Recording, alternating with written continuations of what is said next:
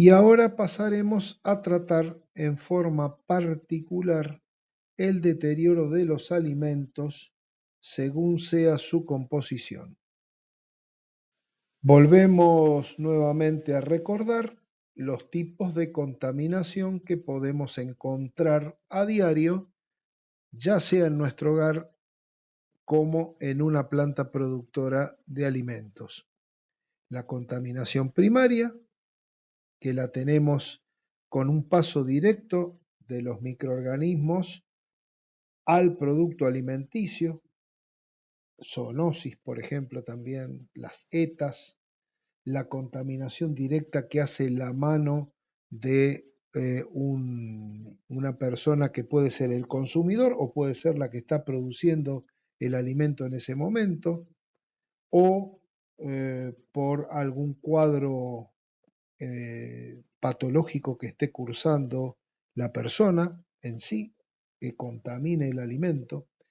Después tenemos la contaminación secundaria producida por el entorno, por el suelo, la tierra, el polvo, la suciedad, que por lo general afecta quizá a la producción primaria, a aquellos que están trabajando en la producción agrícola, por ejemplo.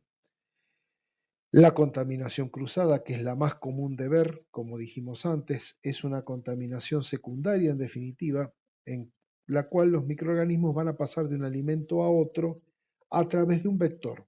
Por ejemplo, una superficie en donde ha sido manipulado una materia prima cruda, sin procesar, y a continuación se procesa en esa misma superficie, sin la higiene correspondiente, un alimento que está listo para consumo.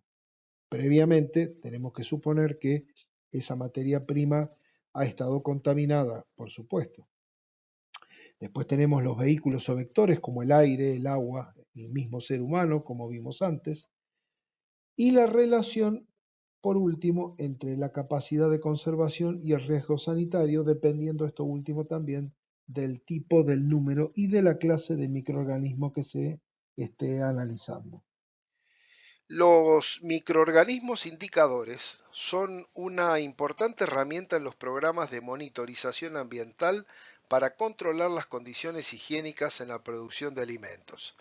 Nos van a reflejar las condiciones microbiológicas generales de los equipos y entornos de producción, aportando información clave para validar y verificar esos procesos de higiene y de limpieza que habíamos hablado anteriormente. El término organismo indicador microbiológico se refiere a un organismo o grupo de organismos que reflejan la condición microbiológica general de un alimento, de un equipo o de un entorno productivo. Su presencia no proporciona información sobre presencia o ausencia de un patógeno específico, ni tampoco nos va a aportar una evaluación de riesgo potencial para la salud pública. Pero los datos de los programas de monitoreo ambiental en la industria alimentaria son útiles para determinar sobre todo el estado higiénico de los equipos, del entorno de producción, entender la ecología microbiana de ese entorno, validar o verificar los sistemas POES, verificar el sistema de control de proceso de producción y evaluación del riesgo de contaminación posterior al procesamiento. Los organismos indicadores y la importancia en el entorno de la elaboración alimenticia. Dijimos que estos microorganismos como indicadores se utilizan desde hace mucho tiempo porque aportan una visión más amplia de la presencia de patógenos en ingredientes, en los productos, en el entorno productivo y además el enfoque en el que se basa el uso de estos indicadores es considerar que si el proceso de fabricación está realmente bajo control, el número también de estos indicadores estará bajo control.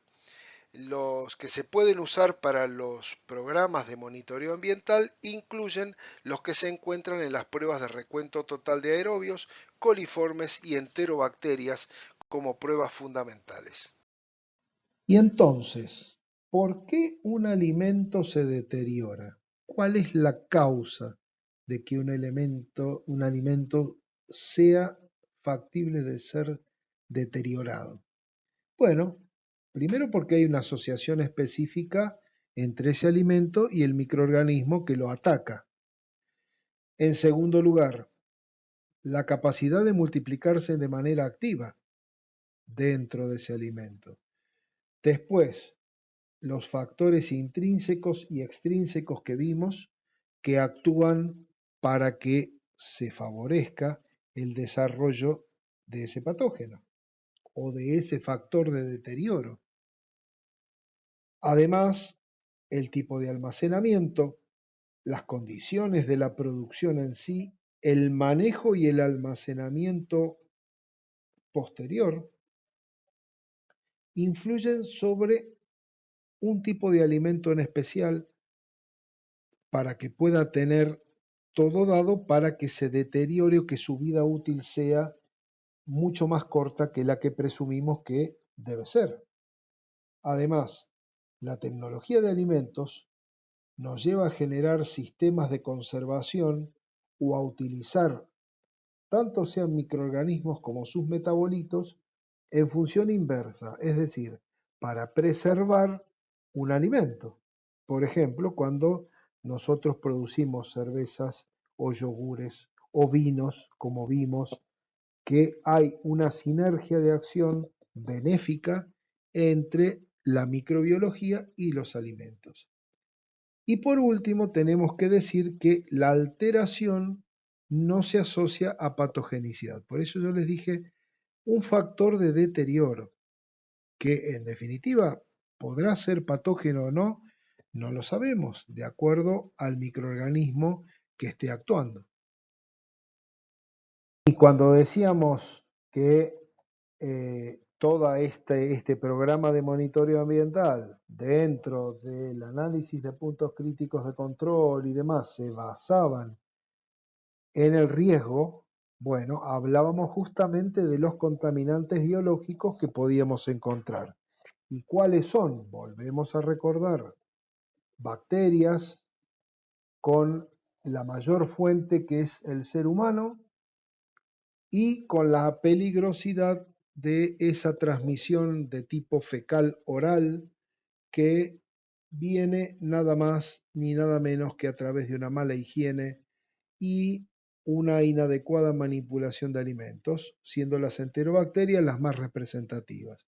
Si se observaran las buenas prácticas en su conjunto de manera integral y responsable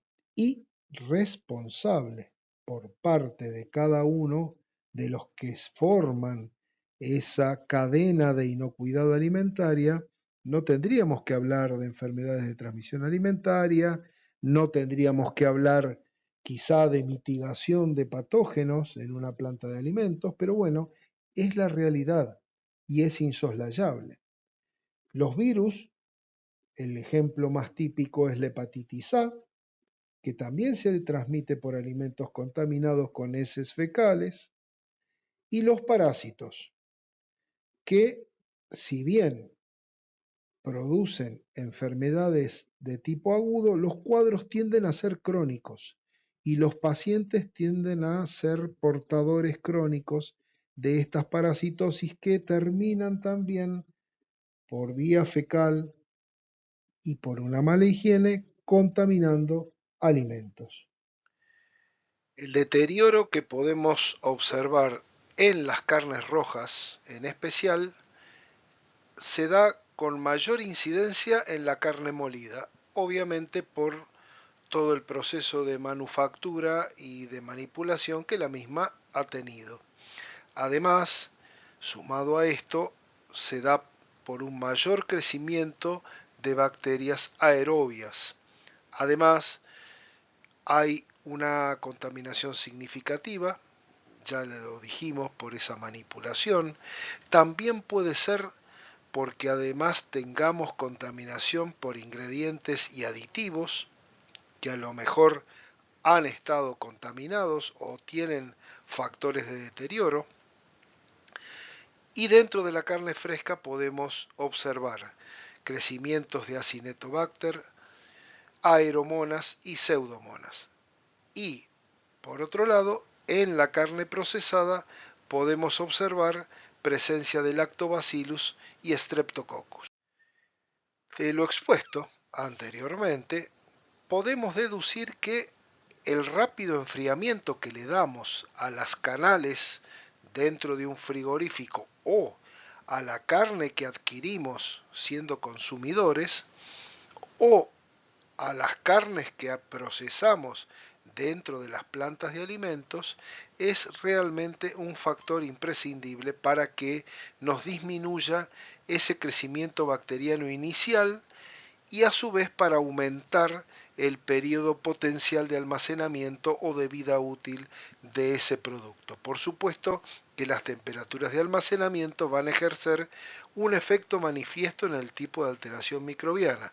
Luego vamos a estudiar, cuando estudiemos los patógenos, que hay uno en especial que es Listeria monocytogenes, que es amante del frío, por lo cual hay que tener ciertos cuidados también para con esta especie. Siguiendo con el deterioro en carnes rojas, no nos olvidemos que bajo condiciones de almacenamiento normal, la humedad de las canales que tenemos, por ejemplo, en un frigorífico es tremendamente alta y las superficies de las mismas permanecen húmedas.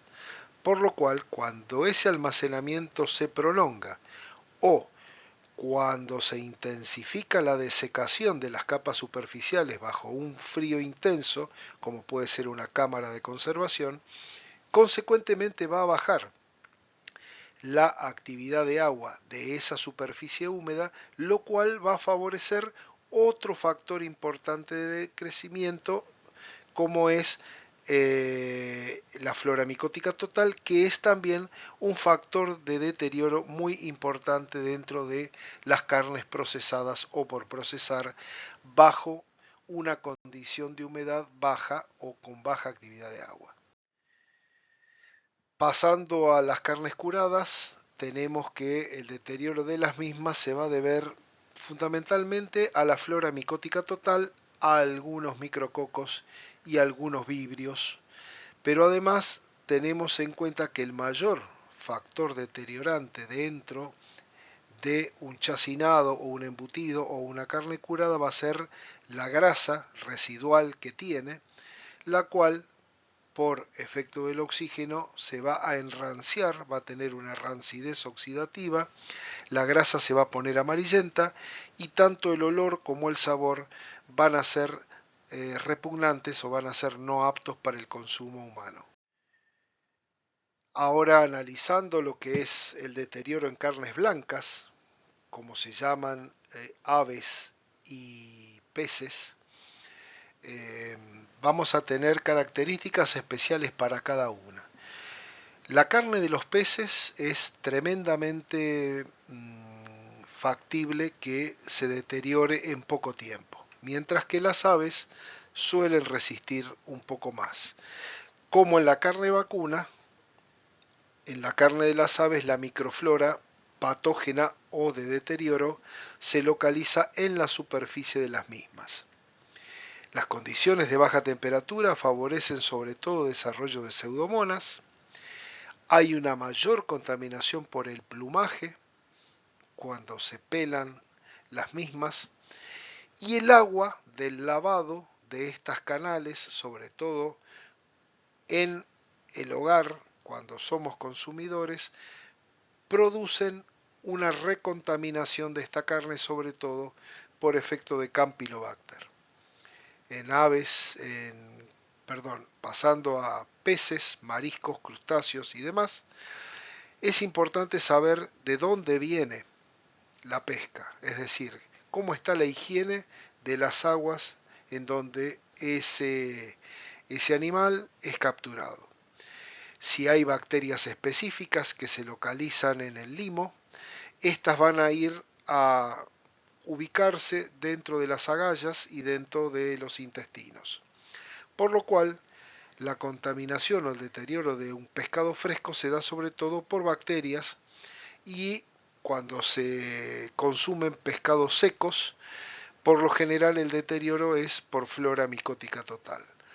Y el símbolo o el signo más identificatorio de esa alteración organoléptica es el mal olor que proviene justamente de las agallas donde se ubican bacterias específicas deteriorantes.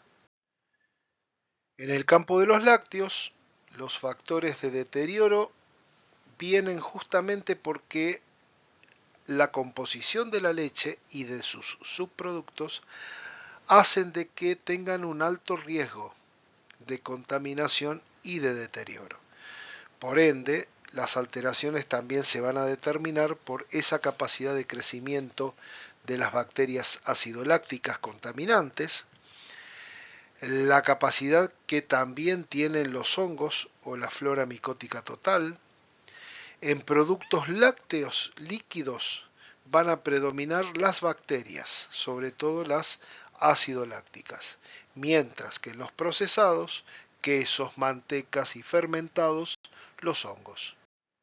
En huevos y ovoproductos vamos a tener en cuenta que si provienen de gallinas ponedoras con su plan de higiene y sanidad como corresponde y oficialmente verificados, los huevos de gallina normalmente en el momento de la puesta son estériles. Si el animal, por ejemplo, está cursando con un cuadro de salmonelosis, como vamos a ver después, es bastante probable de que la salmonela ingrese al huevo antes de que éste se revista de la cápsula. La contaminación de esos huevos estériles van a venir luego de la puesta, porque la cáscara puede tener microgrietas por donde va a entrar esa bacteria o ese hongo o esa levadura a contaminar el producto que de por sí, como dijimos, es estéril.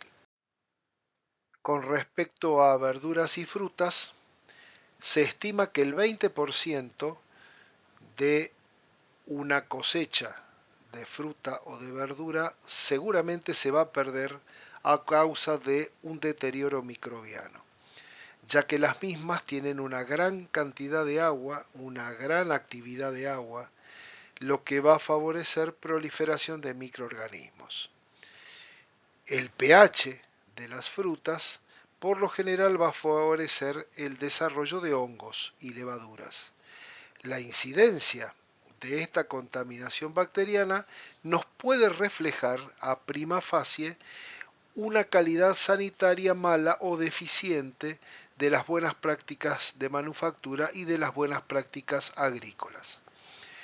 Por ejemplo, en lo que se denomina podredumbre blanca, causada sobre todo en verduras, va a ser por efecto de Erwinia, que es una enterobacteria, producción de pectinasas, disminución de consistencia, mal olor.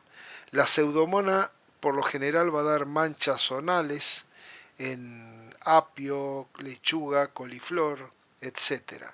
Mientras que la flora micótica total, sobre todo por Penicillium y Aspergillus, y llevados a través de moscas, seguramente va a dar un deterioro fúngico que va a estar justamente potenciado por el maltrato que se le dé a esa verdura o a esa fruta, con el consiguiente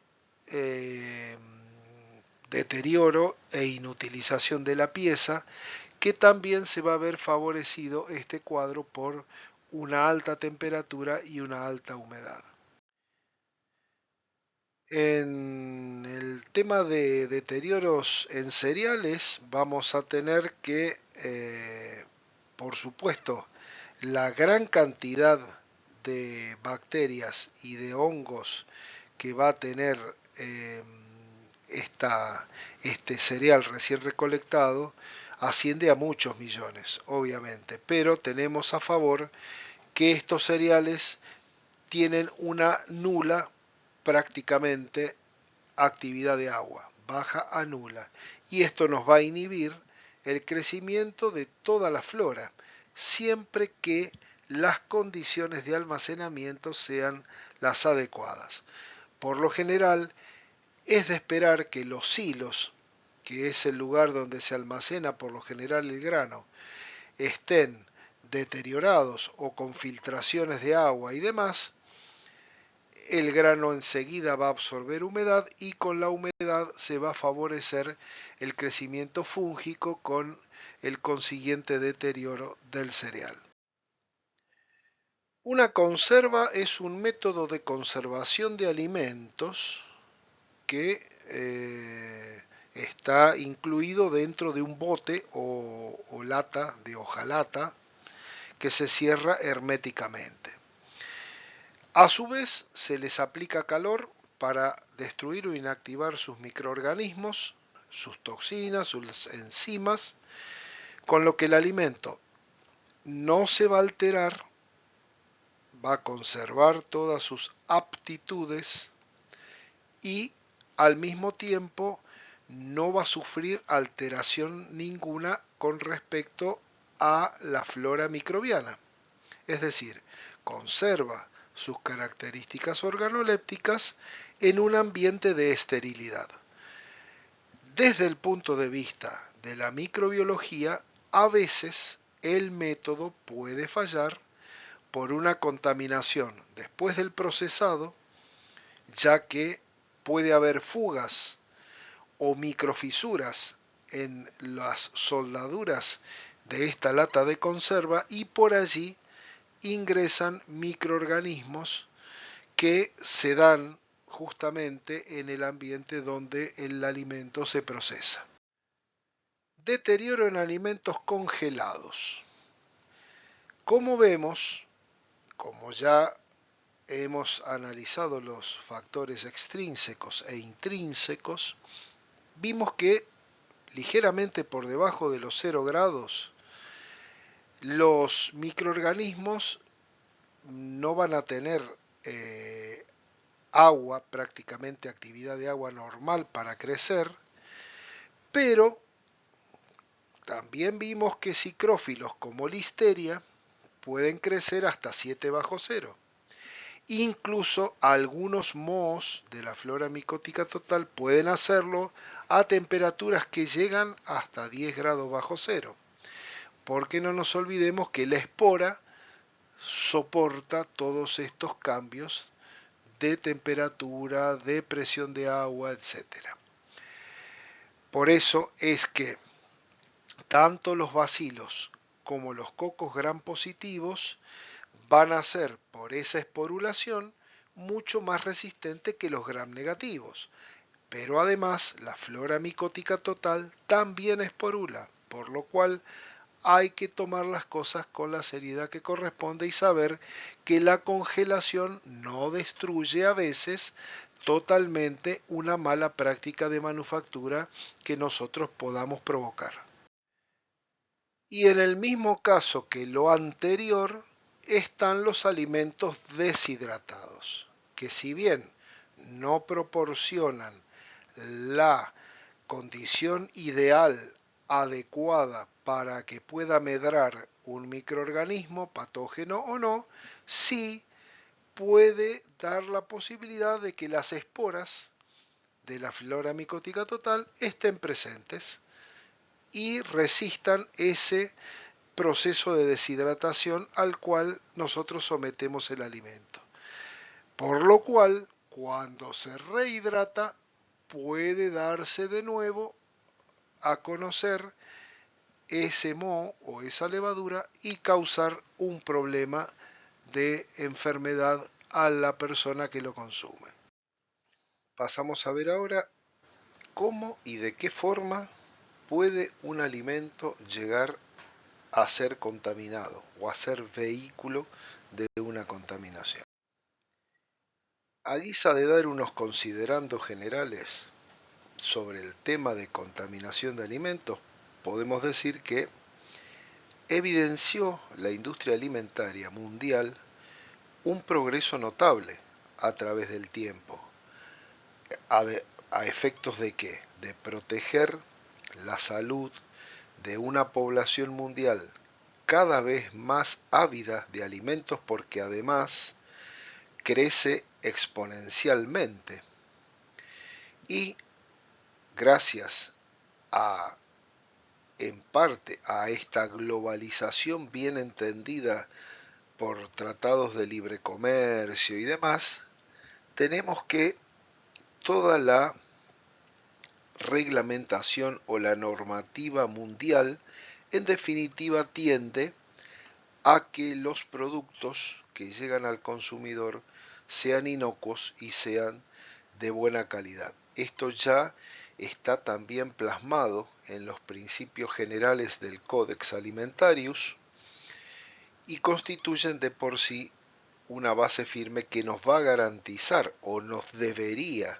garantizar esa higiene alimentaria, por supuesto haciendo hincapié en todos los controles que hemos dado y que hemos nombrado y que vamos a seguir viendo en toda esta cadena alimentaria, partiendo de la base, por supuesto, fundacional de lo que son los análisis de puntos críticos de control. Vamos a ampliar un concepto que ya habíamos dado hace unas placas atrás, cuando hablábamos de la contaminación.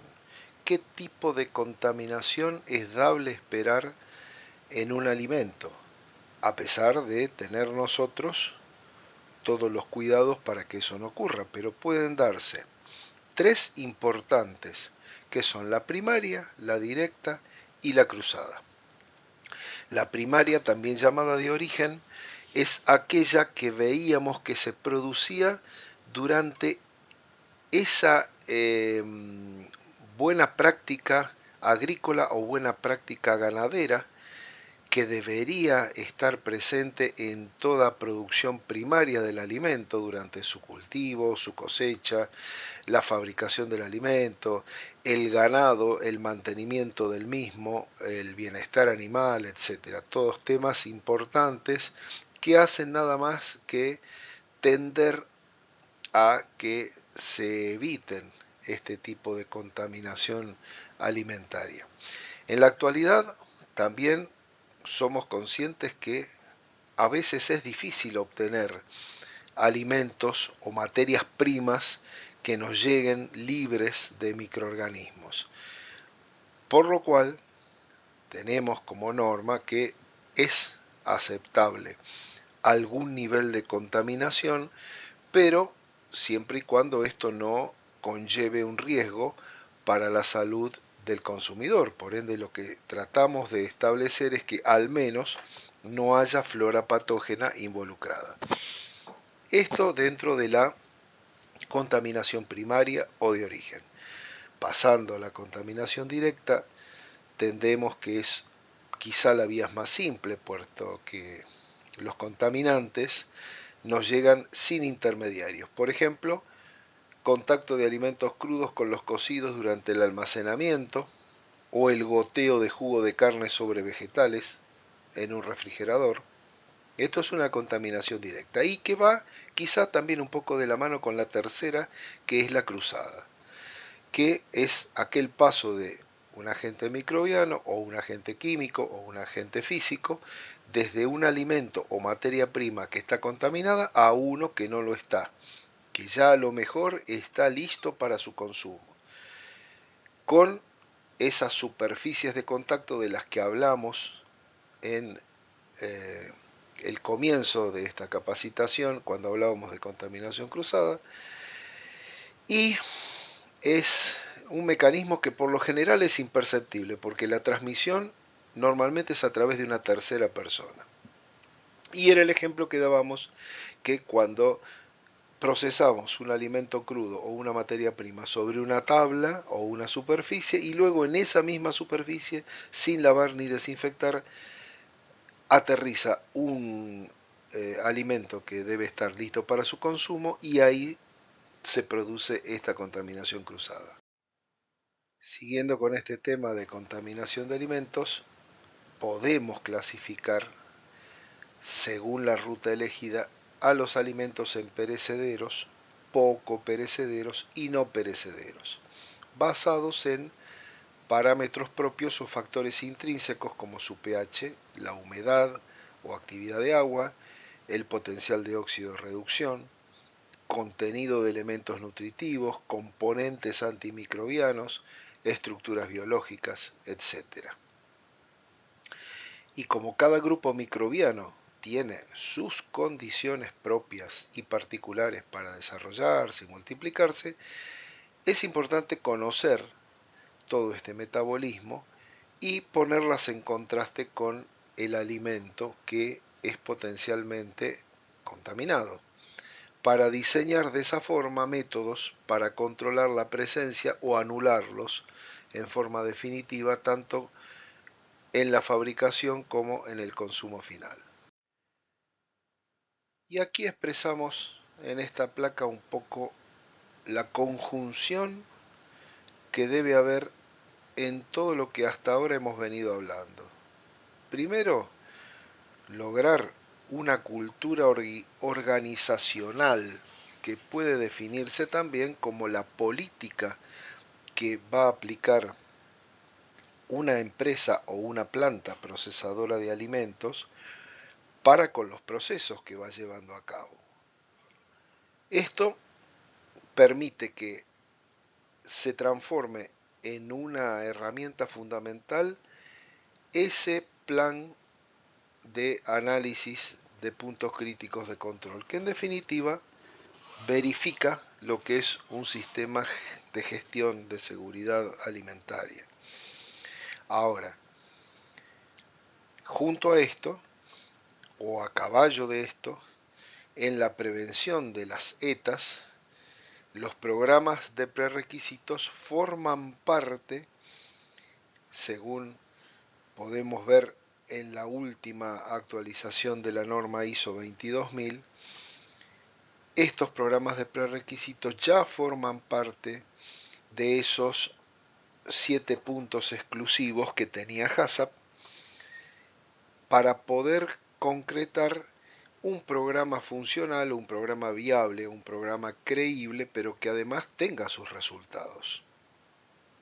Porque de nada sirve si la cabeza, la dirección general o la alta dirección, como dice la normativa, no toma las riendas sobre este asunto e impone estos programas con fuerza de ley.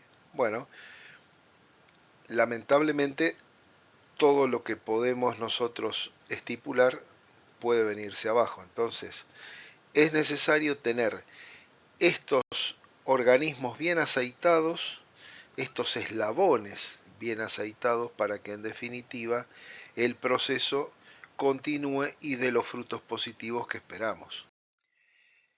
2.000 millones de casos de diarrea se presentan en el mundo de manera anual y aproximadamente el 70% de las mismas se originan por la ingesta tanto de agua como de alimentos que están contaminados con microorganismos o sus toxinas, convirtiendo a las enfermedades de transmisión alimentaria en uno de los mayores problemas de salud pública en todo el mundo.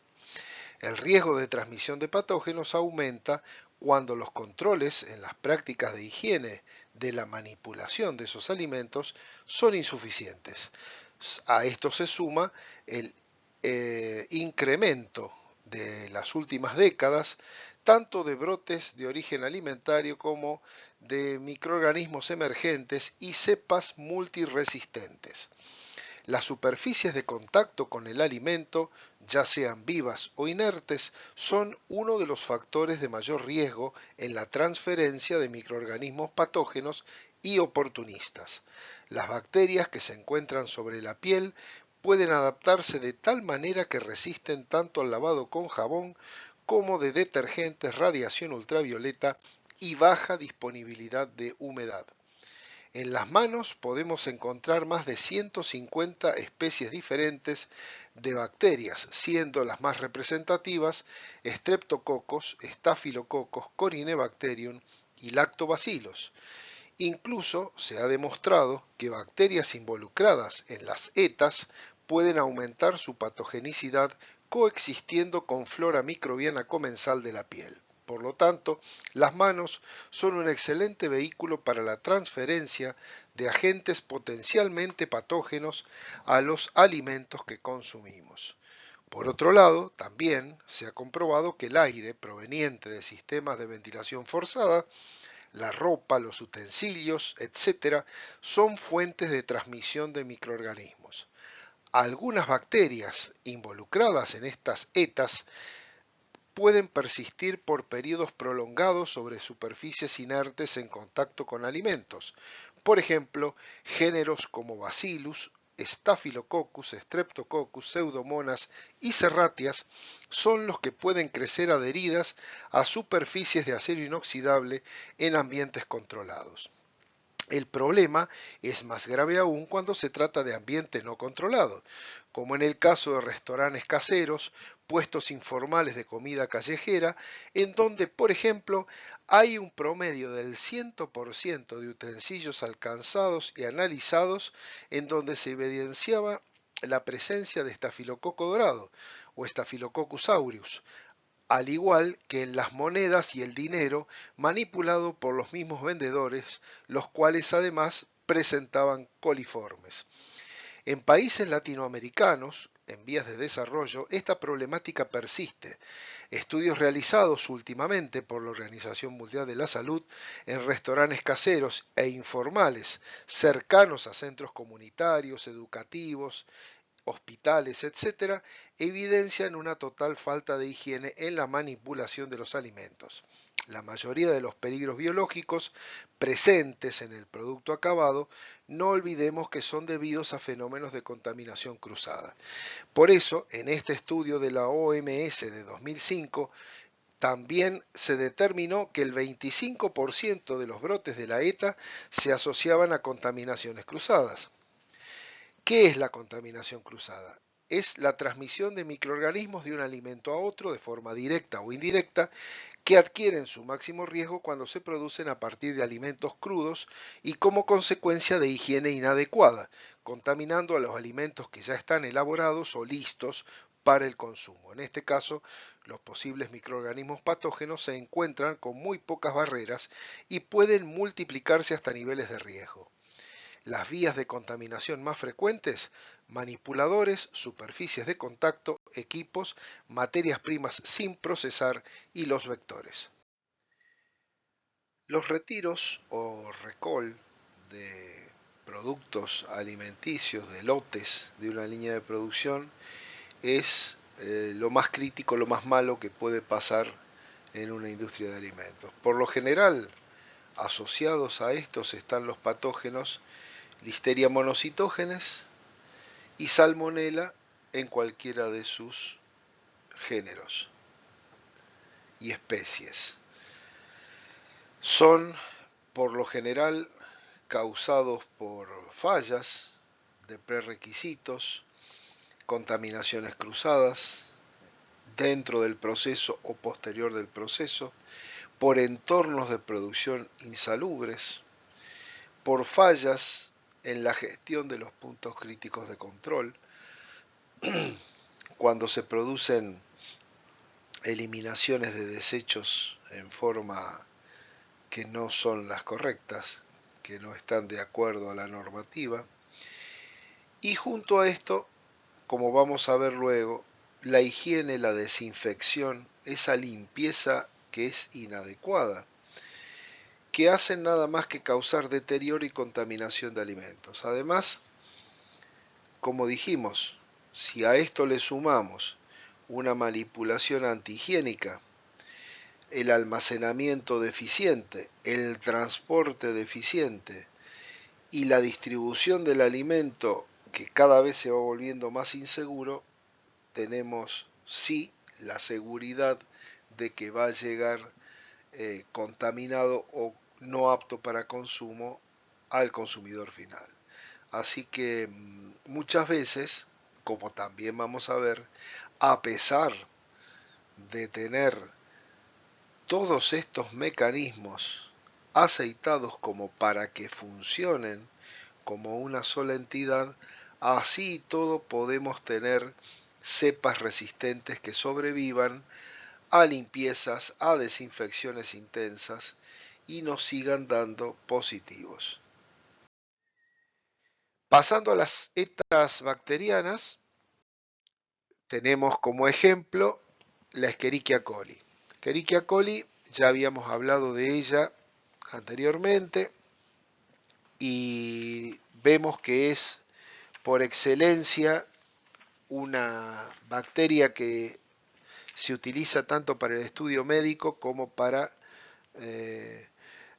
ver en definitiva la gran patología que lleva implícita porque tiene varias cepas. Esas cepas crecen a muy distintas temperaturas, entre los 35 y 45 grados. Algunas de estas cepas, como dice el cuadro, ocasionan ciertos problemas leves, como por ejemplo la enterotoxigénica, que es la famosa diarrea del viajero, la enteropatógena, que nos da los brotes de diarrea en lactantes, brotes hospitalarios, la enteroinvasiva, que ya es más grave, semejante a la shigelosis, la enterohemorrágica, que está asociada al síndrome urémico hemolítico, la enteroadhesiva y la enteroagregativa. Estas cepas pertenecen a la misma bacteria y a veces una cepa puede llegar a mutar en otra de acuerdo a la característica de inmunidad que le da el intestino del hospedador. Por lo tanto, es muy potencial que tengamos problemas que se pueden ver agravados en el caso de la Escherichia coli. Con respecto a la listeria, ya es un problema un poco distinto porque la sintomatología es la misma, pero es una enfermedad de transmisión alimentaria atípica. Cursa con manifestaciones sistémicas graves y es emergente a partir de los años 80, sobre todo en Estados Unidos. Es un animal, o sea, perdón, una bacteria que está en vida libre, es ubicuitoria, o sea que la tenemos en cualquier lugar presente, pero sobre todo crece a altas concentraciones de cloruro de sodio. Y además, las temperaturas de crecimiento, fíjense ustedes que están de los menos 0,4 hasta los 44 grados centígrados. Quiere decir que la tenemos dentro de la heladera y a temperaturas extremas, con pHs que van de 4,5 a 9,5. O sea, si crece a bajas temperaturas o a altas, a pHs extremos, con condiciones de cloruro de sodio elevados, bueno, hay que tenerlas en cuenta. Por eso, sobre todo, cuidado con los fiambres mal conservados, cuidado con pensar de que si total guardo el alimento en la heladera está a salvo. Todo esto hay que tenerlo en cuenta. Y como siempre, las medidas de control y los factores ustedes verán que se repiten, por lo tanto no lo vamos a repetir nosotros. Clostridium perfringens, acá lo importante es que está resistiendo casi los 100 grados centígrados durante 30 minutos. Hay que tener cuidado con los alimentos que están cocidos, por ejemplo caldos, salsas, carne asada sobre todo. Es una de las enfermedades de transmisión alimentaria de mayor impacto. Ya en el año 1940 empezó a describirse y tiene hasta 13 toxinas que atacan al ser humano y son bastante peligrosas de mayor a menor cantidad según estén presentes.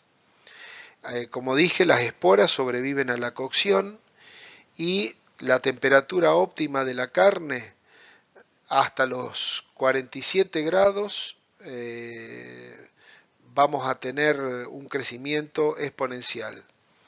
Así que, bueno, tenemos ese tilde de nuevo para que ustedes vean, cuidado con el recalentamiento de la comida cuando está a temperatura ambiente durante mucho tiempo, porque es muy factible que tengamos cuadros de diarrea. ¿eh? Y sobre todo con alimentos que han sido cocinados como corresponde, ¿no? Bacillus cereus. Bacillus cereus prácticamente no causa tanto problema salvo que esté en gran cantidad. Está ampliamente difundida. Es un cuadro autolimitante, o sea, la diarrea es poca en poco tiempo y sin medicación se autolimita. Vemos de que tiene una breve duración. Algunas cepas tienen capacidad de producir dos tipos de toxinas, diarreica o emética, o sea, podemos tener pacientes que solamente vomiten o pacientes que solamente tengan diarrea. La distribución es universal, está ampliamente difundida por toda la naturaleza, es muy frecuente en la contaminación cruzada de carnes, leches y derivados, y sobre todo tenemos problemas con los almacenamientos con alimentos que están preparados varias horas antes de servirlo con refrigeración insuficiente o recalentamos esos restos de comida. Por eso ese tilde que le hacemos, ese asterisco para que vean de que los alimentos, las esporas que están presentes sobreviven al cocinar los alimentos, se multiplican y si ese alimento se vuelve a recalentar, este problema lo multiplicamos por varias veces, ¿no? O sea que hay que tener mucho cuidado. Con respecto a la salmonela, prácticamente lo mismo. Lo que pasa es que la salmonelosis es mucho más grave porque tiene un promedio de incubación más largo, pero ya hay a veces problemas no solamente en niños y ancianos, sino en personas adultas sanas, que pueden llegar hasta la muerte, porque si esa persona está por alguna causa inmunodeprimida o su cuadro no es tomado a tiempo, la salmonelosis es un cuadro muy complicado. Se estima que en el mundo ocurren 17 millones de casos por año y 600.000 muertes en países en desarrollo. Esto es un dato último de la Organización Mundial de la Salud. La Yersinia enterocolítica es lo mismo. Ustedes tienen toda la sintomatología digestiva, el problema de la contaminación cruzada, de la falta de higiene. Como ven, se repiten. Los actores podrán cambiar de nombre, pero digamos, la película es siempre la misma. Esta Yersinia es aparte una zoonosis emergente. Quiere decir que no se conoce prácticamente ya en los países en desarrollo, pero aquellos que estamos todavía como países emergentes, también tenemos emergentes estas enfermedades. Por lo general es oportunista, pero el 90% de los casos puede ser enterocolítica y sobrevive y se multiplica a bajas temperaturas. Eso también es dorado. Estafilococo dorado o Staphylococcus aureus es un habitante de todas nuestras mucosas. Quiere decir que está presente en la nariz, está presente en la boca, está presente debajo de las uñas. Es una de las toxinfecciones más frecuentes del mundo y una de las más leves, por suerte. Lamentablemente, la enterotoxina termoestable provoca enfermedades que, si bien son autolimitantes y curan rápidamente, tenemos que todas las comidas que lleven lácteos, derivados, productos que tengan huevo, es decir, el alimento que se sirve crudo y es más factible en la contaminación porque por ahí la persona que lo manipula no tiene higiene en las manos, en las uñas, trabaja sin guantes, trabaja sin barbijo, puede llegar a estornudar o toser sobre la comida ya preparada y eso tiene una alta carga de estafilococo dorado. Quiere decir que cuando se consume, la toxina va a producirse dentro del intestino y si la persona es un niño o es un anciano o es un adulto que está con condiciones inmunodeprimidas, se enferma.